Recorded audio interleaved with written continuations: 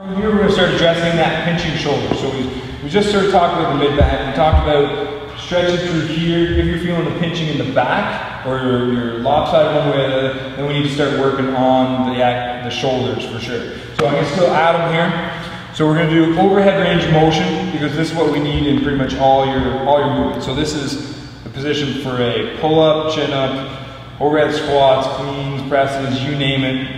That's the position. So we're going to put him almost in that squatting position again. Again, we're going to put a pipe in behind his back to monitor to see if his back's rolling. Because from here, what we're going to do is that same overhead, but if he starts to arch his back and lose form, he's going to lose the PVC pipe, okay? So we know that he's starting to, it's not an isolated arm shoulder thing. We knew he's starting to arch his back, and so he starts to fall into a position. So if you're in a overhead squat or something like that, and you're trying to shoulder press, you're actually arching your back and losing position. So this is a good way to tell if he's overhead. See? Okay, so we lost it a little bit. So let's retest. Go again.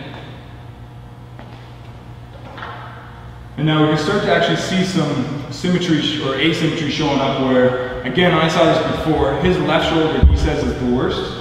If I had to guess, it'd be his right shoulder. So again, he's got some more complex issues going on because he loses it on the right side, and you can see his right shoulder is a wider, right?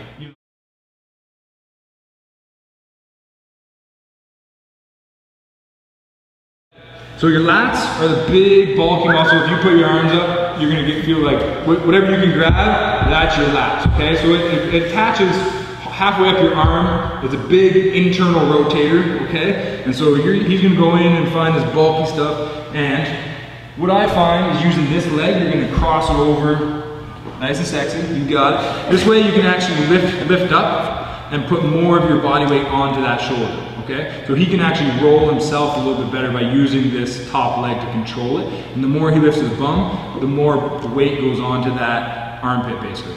And you're gonna find where it really stings and hurts. Yeah, that little face means he found the spot basically. And you keep going, roll back and forth, roll back and forth, keep doing this basically.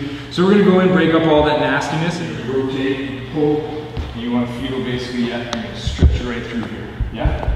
Yep. And so the farther he backs up, the nice thing is the more stretch he's going to get. So if he keeps backing up, you're going to get a bigger pull. And basically what's happening is you've got this thing just pulling on the lats for him basically. So same thing when you're doing a stretch like this, you want to hold it for about a minimum of a minute, preferably about 2 is sort of in and around that optimal thing. Keep the elbow straight. How's that? Oh, now he's looking on the left side. How's the shoulder? Keep him up. I just want everybody to see. Look at his right shoulder compared to his left shoulder now. Right? Before it was way up here, now it's closer than his left. So now we've got that more ideal range of motion where we sort of talk about overhead.